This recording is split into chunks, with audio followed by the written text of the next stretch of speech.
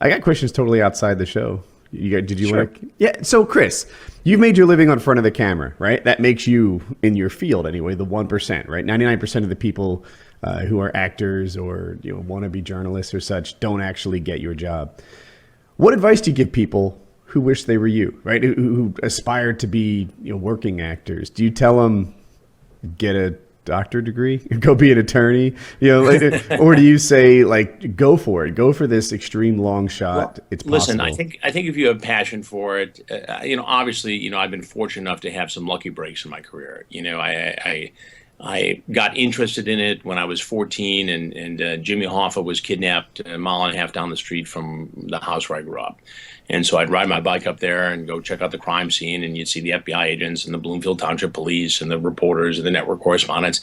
I got bitten by the bug early. So when I went off to Michigan State, on the first day of school, I went and signed up for the volunteer radio station, and it all started. And it fortunately fell into place. And people say, how did you get there? I said, well, I'm too stupid to realize there's anything I cannot do. And I just kept doing it.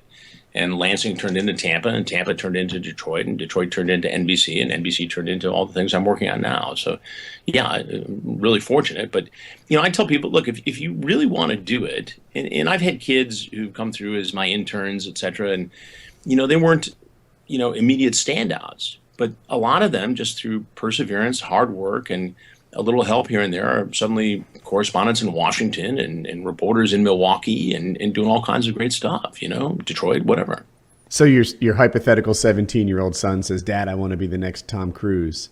You say, I go for it, I believe in you, or nursing degrees are good? Look, my guys are 23 and 21. I've got one who's, working, behind the scenes for my Discovery ID program, and I've got one who's going to be at CBS News this summer, the younger one, and one wants to be behind the scenes, one wants to be on camera, and I didn't push them towards it. I mean, obviously, they grew up in the business. In fact, they were so immersed in it growing up that they didn't give a rat's ass that father was on TV. I mean, the only time it became cool was when South Park did a parody of me, and all of a sudden, had credibility. That was pretty cool. Yeah, that's another nice little feather in your cap. Wasn't that a real thing, though? Like, when you saw South Park parodying you, wasn't that kind of like a little bit of pride? Forget all those Emmys. Like, when South... It's funny because I was working on a story on the West Coast. I was in San Francisco, and one of my agents had texted me and said, you're on South Park right now. It's pretty funny. And about 24 minutes later, I get another text, and it says, it's taken a dark turn. That's great. How did that episode go? I don't know it. It was Cartman pretended he saw a kid in a store who had Tourette syndrome. And in order to calm him down, his mother bought him like the coolest toy in the whole toy store. So he had this idea, and he was going to fake that he had Tourette's.